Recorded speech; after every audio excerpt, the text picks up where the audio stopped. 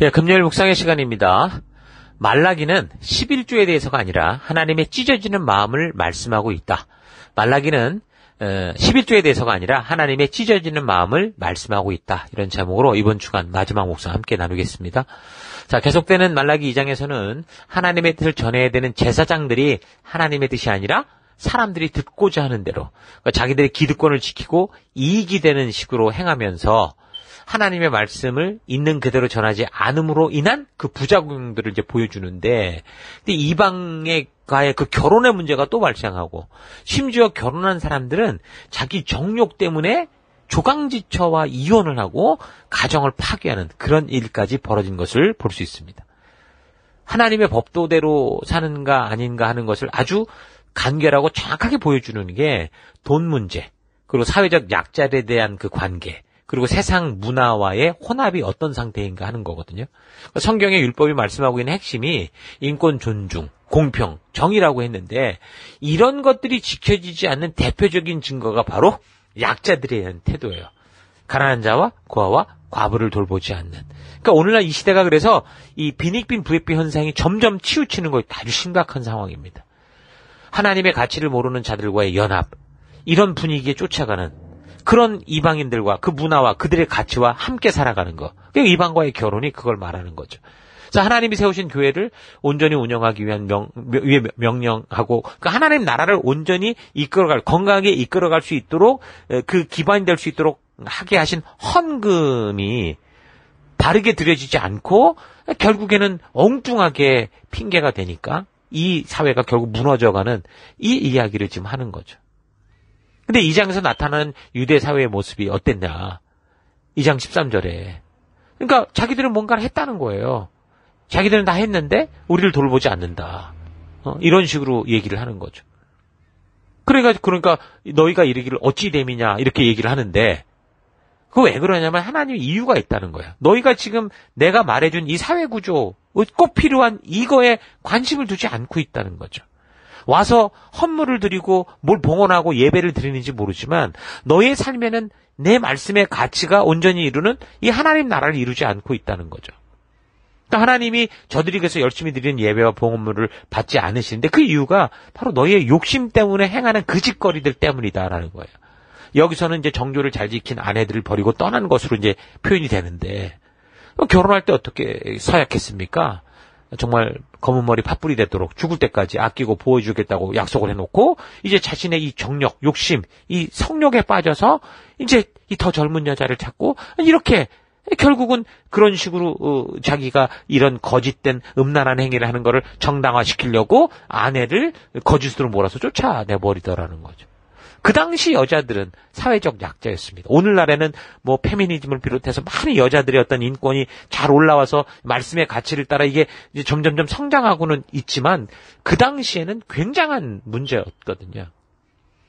근데 하나님의 법도를 따라 살아가면서 이 모든 이들의 인권과 평등과 공평을 지켜야 되는 이 하나님 나라 백성이라는 존재들이 지금 자기 만족과 유익을 위해 자기의 성적인 욕심을 위해 그렇게 아내를 쉽게 거짓으로 내버리는 그런 일들이 막 생겼다라는 거예요. 요즘의 남편들, 아내들은 잘 생각해야 됩니다. 하나님과 모든 증인들 앞에서 맺은 이 혼인 서약은 장난이 아닙니다. 하나님이 만드신 진지한 인격과 인격으로서 함께 이 땅에서 영원히 하나님의 거룩한 자녀로 행복하게 살아갈 진실의 고백인 거죠. 이 가정은 하나님이 굉장히 중요하게 여기시는 겁니다. 하나님이 이 온 땅을 창조하시고 사람을 창조하시고 난 후 가장 먼저 창조하신 게 그 다음에 뭡니까? 가정이었어요. 이 땅을 창조하시고 인간을 만드시고 난 다음에 하나님이 직접 이 구상하시고 만드신 그 첫 번째 그 기관이 바로 가정입니다. 2장 15절. 그에게는 영이 충만하였으니까 하나님에게는 영이 충만했어요. 오직 근데 하나를 만들지 않았다라는 거예요. 왜 그랬냐? 어찌하여 하나만 만들었냐? 왜 이렇게 한 사람만 만들고 한 여자만 만들었냐? 근데 하나님은 그것을 통해 경건한 자손을 얻으려고 했다라는 거죠. 그러니까 하나님이 창조하신 이 가정은 이 인류가 존재하는 정말 중요한 시작점인 거예요. 진정한 사랑을 알게 하고 생명을 낳는 생명이 태어나는 그리고 거기서 자라는 중요한 것이었죠. 그래서 하나님께서 그냥 공장에서 찍듯이 사람들 툭툭 찍어낸 게 아니라 오직 한 남자 그리고 한 여자를 택해서 이 한 가정을 만드신 거예요. 그래서 이 가정의 이 놀라운 이 사랑과 이 안에 담긴 이 하나님의 이 놀라운 이 역사는 천사들 같은 경우 이해도 할 수 없는, 그들은 말 그대로 정말 천사가 천사를 낳는 게 아니라 하나님이 만든 존재들이니, 그래서 그 사랑, 그 어떤 희생과 아픔이 있어도 포기할 수 없는 그 사랑을 배우는 거, 하나님의 진심을 알게 하는 게 가정인데, 근데 이 요즘에 얼마나 이 가정들이 쉽게 무너지고 깨지고 있습니까? 과거 그 거대했던 로마의 멸망의 원인이 바로 이 가정 질서의 붕괴였다, 이렇게 적는 책들이 있죠. 많은 경우 로마 제국의 주된 쇠망 원인으로는 게르만족의 침입, 중앙 집권 체제의 해체, 기독교의 영향 등과 같은 정치적, 종교적 요인을 손꼽아 왔어요. 그러나 로마 제국의 융성과 쇠망을 집대성한 숨쉬는 역사서로서 유명했던 그 로마 제국 쇠망사에서 그 저자였던 에드워드 기번이라는 사람은 대로마 제국이 멸망당한 것은 가정의 굴뚝에서 연기가 사라졌기 때문이다, 이렇게 주장을 합니다. 그러니까 제국의 몰락이 가정 붕괴에서 비롯됐다라는 점을 강조하죠. 당시 로마의 그 가게들은, 이 집들은 이 전쟁을 뒷받침하기 위한 조세 부담을 과중하게 떠안고 있었고, 화폐 가치 하락에 따른 소득 감소로 가계의 재정이 피폐화돼 있었다고 그러죠. 거기에다가 그런 이 사회적 어려움을 무마시키기 위한 어떤 목욕탕 문화 같은 것이 성행해서 완전 도덕적 타락이 이 가정 붕괴를 이제 부채질했다라는 겁니다. 근데 오늘날 우리 사회에서 이런 흡사한 현상들이 계속 벌어진다는 거예요. 가정은 가정인데 서로 진정한 가정의 기능을 못하는 그런 병든 가정들이 됐죠. 모든 가정들이 지금 은행빛으로 유지되고 있는데, 사회적으로 어느 한 곳에서 만약에 문제가 발생하기 시작하면 어떻게 돼요? 도미노 무너지듯이 그 사회 전체가 이제 파괴되는 그런 구조 속에 살죠. 거기에다가 성적인 개방 문화 때문에 가정을 통해 거룩한 생명을 낳게 하시고자 했던 하나님의 뜻이 지금 아주 우습게 무너지고, 어린아이부터 아주 우습게 여기는 시대. 요즘에 이 성적인 것을 이 가정에서 이루어져야 되는, 부부 가운데 이루어지는 성적인 하나님이 주신 이 기능이 어디로 갔습니까? 결혼 전에 다 그냥 이미, 심지어는 국민학교, 초등학교 애들도 막 이 짓거리를 한다고 그러잖아요. 오늘날 고등학교 같은 데 전부 커플이고, 그들이 자꾸 이상한 음침한 것을 찾아들어가서 뭔 짓거리를 하는지 모르겠다. 교사가 말할 정도의 이런 분위기가 되는 거예요. 오늘날 우리가 살아가는 이 시대는 과거 말라기 선지자가 외치던 시대와 달리 여자들 같은 경우 높은 교육을 받고 자기 생활을 스스로 하고 있어요. 물론 이렇게 된 환경도 불과 얼마 되지는 않았죠.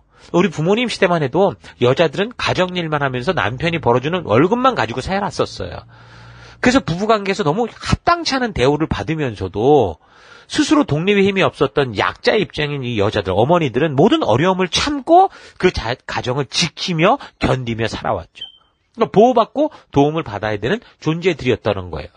그러니까 말라기 시대는 더더욱 그 여자들의 입장이 약자 중에 약자라고 할 수 있었죠. 그런데 그 시대 남자들이 자신들의 정욕을 위해서 여자들에게 이런저런 꼬투리를 잡아서, 말하자면 자식도 잘 키우고 음식도 잘하고 몸매 관리도 잘해서 섹시해라, 이런 식으로 요구하다가 당연히 그렇게 할 수 없는 여자, 가정과 삶에 충실한 이 조강지처를 내쫓아버리고 젊고 섹시한 다른 여자와 결혼하는 아주 못된 짓을 했다는 거죠.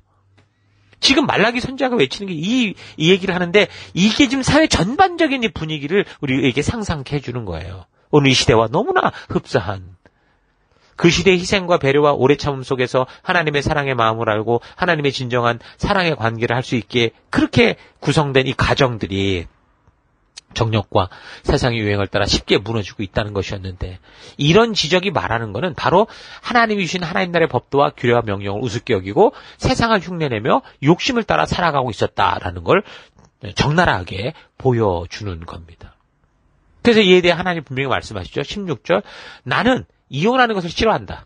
자기 아내를 내쫓는 것은 살인과 똑같은 흉악범죄다. 그러므로 너희는 정욕을 억제해라. 어느 누구도 자기 아내를 내쫓지 말아라 말합니다. 그러니까 인간관계 중에서 제 1차 관계가 결국 남녀관계 아닙니까? 근데 이 관계가 그래서 문란해지잖아요? 그럼 모든 게 다, 가정 자체가 형성이 힘들고 경건한 자손이 나오질 않죠. 그래서 아직 미혼인 젊은이들이 잘 기억하고 들어야 돼요.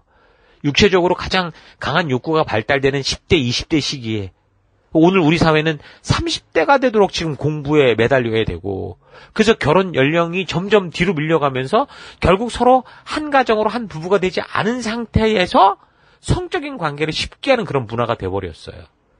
이것이 당연한 것처럼 여겨지는 이 세상 문화 때문에 어려서부터 하나님 말씀의 가치를 따라 훈련된 우리 이 하나님의 이 자녀들, 청소년들, 청년들조차 그런 사람의 본능적인 욕심, 욕구, 음욕에 휩쓸리는 유혹을 받아서 쉽게 무너지고 순결을 잃어가는 일들이 너무나 많은 거예요. 지금 육체적인 경건을 지키지 못하면 거룩한 가정을 이루는 것이 너무 힘이 듭니다.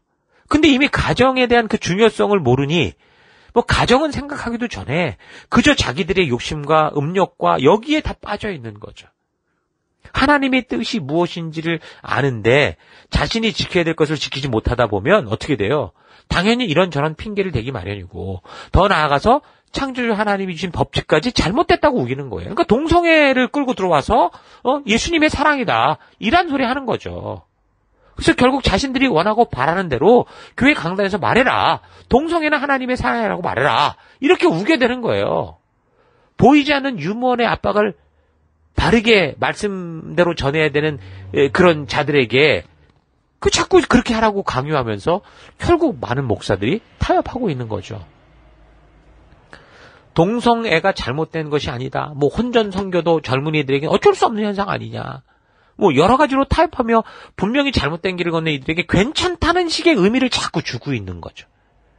그러니까 이런 타협과 변명이 결국 로마를 망하게 했고 하나님이 새로 살려놓은 이 포로 귀한 공동체도 그렇게 무너뜨리듯이 그렇게 하나님 나라를 좀먹는 일들을 만든 거예요. 그러니까 하나님 나라의 기초는 가정인데 가정이 무너지니 그게 음욕으로든 뭐로든 무너지니 이게 점점 곤란한 그런 시대로 흘러가게 되는 겁니다. 그래서 2장은 그렇게 하나님 말씀의 가치를 읽고 서서히 세상과 타협한 유대민족들에게서 나타나는 죄악들을 보여주면서 그에 대해 너무도 당당하게 하나님께 따져들고 합리화하는 이런 이들의 이런 이 그릇된 모습을 통해 오늘 우리의 모습을 보게 하는 거죠. 그리고 계속해서 3장은 하나님께서 돌아오라고 하시는 간절한 말씀에 대한 반발, 하나님을 모욕하는 것에 대해서 그리고 하나님 것을 도둑질하는 것에 대해서 이제 하나님이 지적하십니다. 7절을 보면 만군의 여호와가 이르노라 너희 조상의 날로부터 너희가 나의 규례를 떠나 지키지 아니했다. 그런즉 내게로 돌아와라. 그러면 나도 너희에게 돌아가리라. 그러니까 뭐라고 해요? 우리가 어떻게 언제 떠났다고 어떻게 돌아가란 말입니까? 우리가 뭘 도둑질했다는 겁니까? 그러니까 하나님이 이것은 곧 11조와 봉헌물이다. 계속 이런 얘기들이 반복되죠. 계속 반복해서 말하지만 율법을 주신 하나님의 의도를 바르게 알아야 돼요. 그러니까 하나님의 의도는 내 말을 들으면 떡 주고 아니면 저주를 퍼부겠다. 이게 협박하는 게 아닙니다. 하나님의 말씀대로 사는 것이 하나님께서 창조주께서 준비하신 그 기쁨의 복을 제대로 누리는 길이기 때문에 말씀하시는 거거든요. 그러니까 참된 축복과 생명의 길은 오직 그 길밖에 없어요. 창조주가 말씀하신 그 길밖에 없다고요. 그래서 예수님께서도 뭐라고 나로 말미암지 않고는 아버지께로 올 수가 없다라고 말한 것도 그 길밖에 없기 때문에 그런 거예요. 그래서 성경을 읽으면서 하나님의 마음, 그 의도를 바르게 알고 기쁨으로 약속 안에 우리가 거해야 진정한 복된 길을 걷게 되는 거죠. 하나님 주신 명령과 약속을 지키는 것이 당장은 현실적으로 힘들어 보일지 몰라도 그것은 결국 축복을, 하나님 준비한 축복을 누리는 유일한 길이다. 영생의 길로 가는 유일한 길이라는 거 잊지 마시고 세상과 세상의 문화와 자신의 욕심과 게으름과 타협하지 말고 말씀의 길을 걷는 우리가 되길 바랍니다. 온전한 11조와 헌금은 결국 우리 각자가 하나님 뜻 안에서 바르게 살 수 있게 하는 것인데 온전한 헌물이 드려지지 않으니 말씀을 맡아 바르게 전해야 되는 제사장들이 배고픈 마음에 자꾸 한눈을 팔게 되는 거죠. 레위지파들이 정말 하나님의 말씀을 전하는 그 거룩한 공동체를 유지해야 되는데 당장 자기들이 먹고 살 게 없으니 먹고 살기 위한 것으로 다 치우치게 되더라는 자신들의 생존과 이익을 위해 타협하게 되고 결론적으로는 그 믿음의 공동체가 서로 자기들끼리 적당히 그냥 이제 안심하며 살아가는 하나님의 뜻대로 가지도 않는데 세상을 닮은 그런데 하나님의 자녀라고 착각하는 그런 집단이 되고 마는 거예요. 다시 말해서 지금 이 공동체는 하나님과 맺은 언약을 맡은 열방의 제사장이다라는 사명을 잊어버리고 더 나아가서 그런 사명을 알게 하는 하나님께 막 덤벼들고 조롱하고 우습게 여기는 그런 상태였다는 거죠.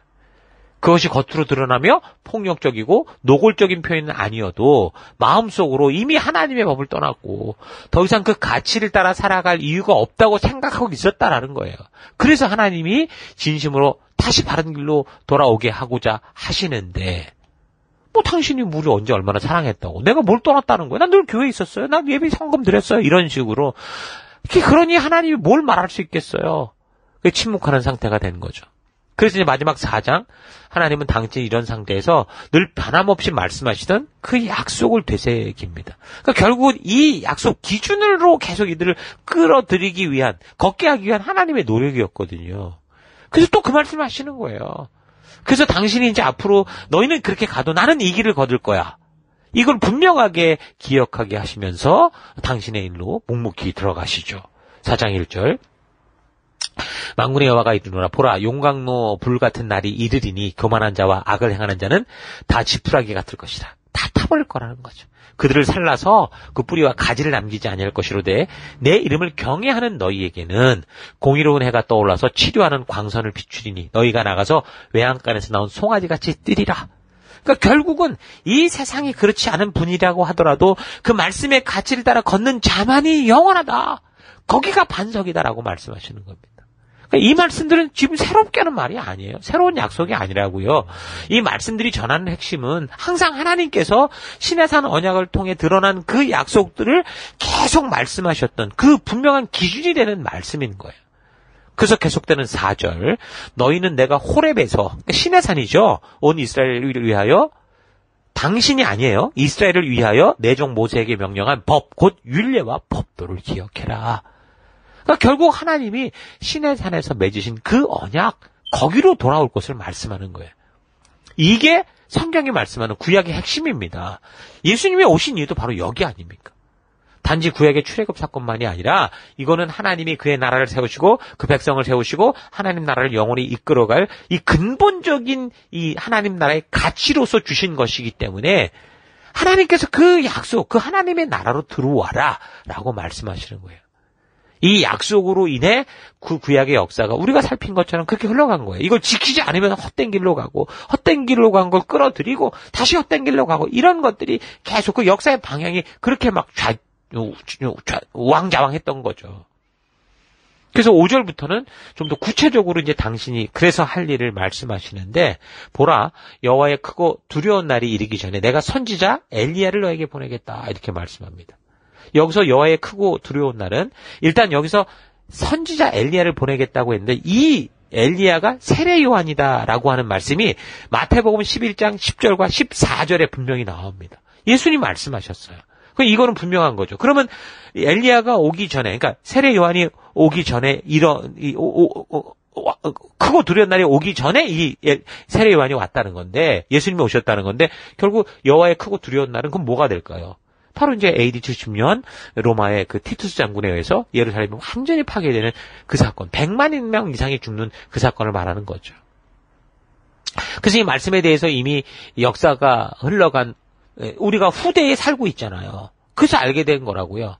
이 5절에서 보내시겠다고 한 엘리야가 아까 말한 것처럼 예수님이 오시기 전에 그의 길을 열기 위해 등장하는 세례 요한인 것. 그렇게 본다면 여호와의 두려운 날이 바로 로마에 의해 무너지는 그런 날인 것을 알 수 있는 거예요. 그래서 모세를 통해 시내산에 축복된 삶을 살도록 언약하시고 천년의 세월이 흘러도 사람들은 자기 욕심대로 그릇 행하여 자기 길로 가기에 하나님 더 이상 이 말씀을 못하시고 이제 선지자 엘리야를 그러니까 다시 말하면 예수님을 보내셔서 온전한 당신의 모든 것들을 우리에게 쏟아놓으시는 그 약속을 하시면서 침묵하시고 실제로 그 일을 행하시는 거죠. 그러니까 역사적인 전체 사건을 통해 볼 때 하나님은 아주 단호한 분이신데 그런데 참 마음이 약하신 것도 사실이라는 거죠.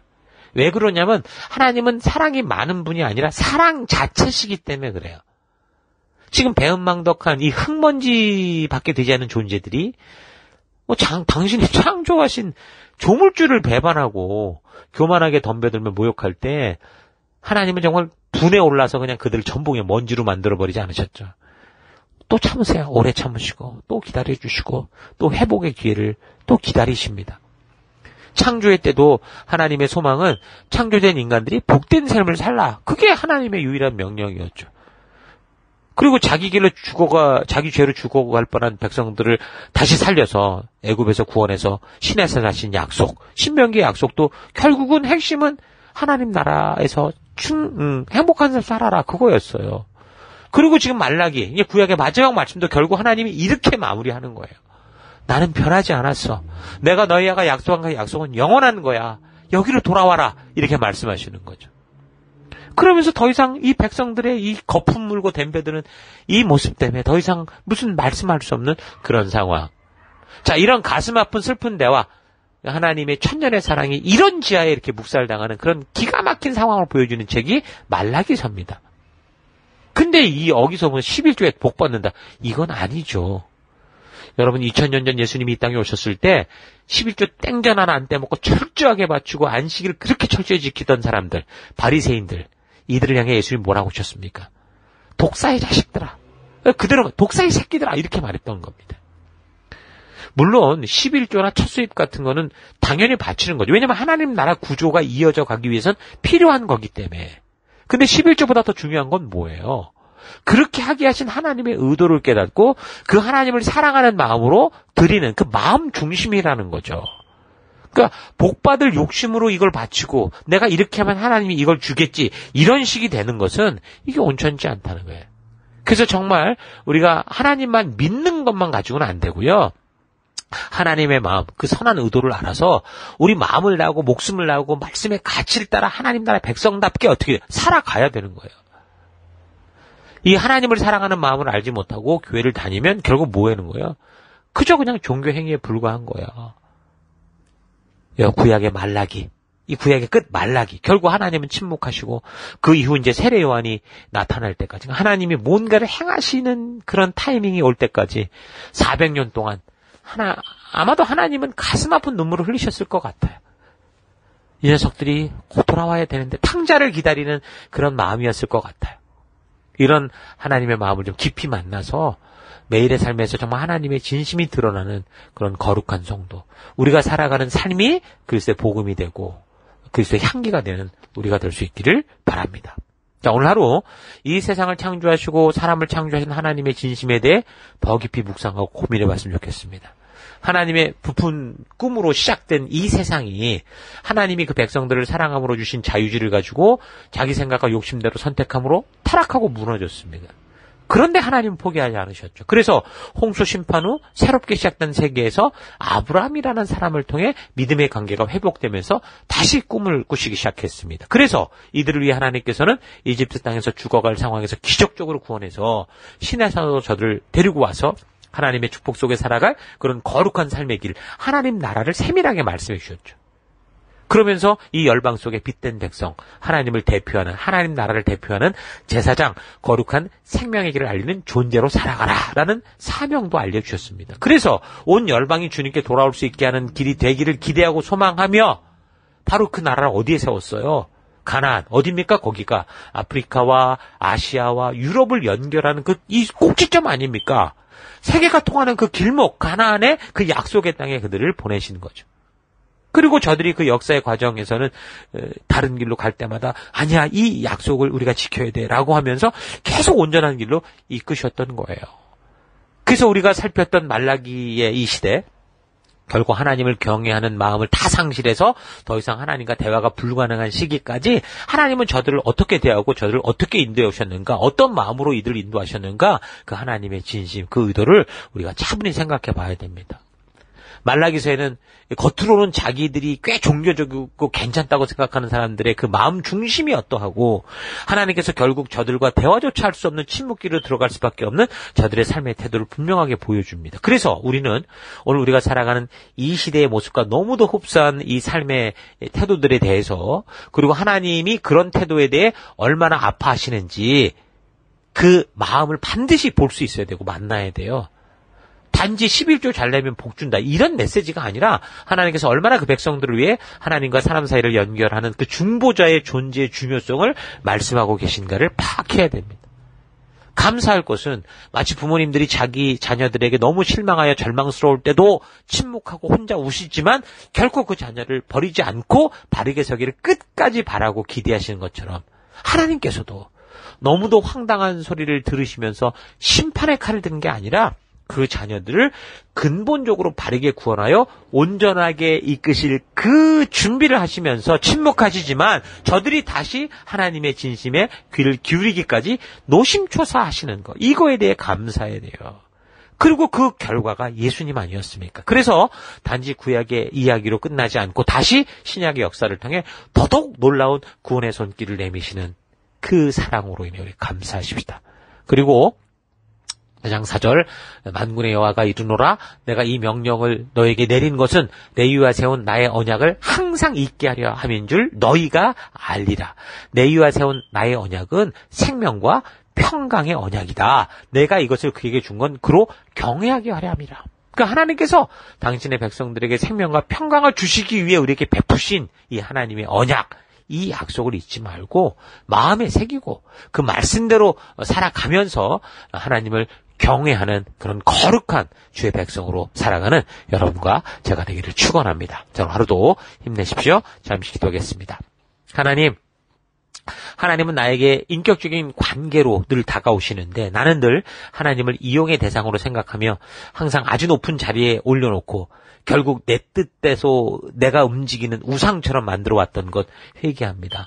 하나님은 종교적인 규율이 아니라 우리의 생명과 평강을 위해 피조물들의 살아갈 길을 신의 산 언약으로 알게 해주신 것 잊지 않고 그 법도와 규례와 명령을 통해 하나님의 진심을 알고 그 진의를 알아서 그 뜻대로 살아가는 내가 되기 원합니다. 구약 4,000년 동안 끝까지 하나님을 향한 경외함을 잊어버리고 배은망덕한 말을 하는 사람들을 포기하지 않으시고 붙들어 주심을 감사합니다.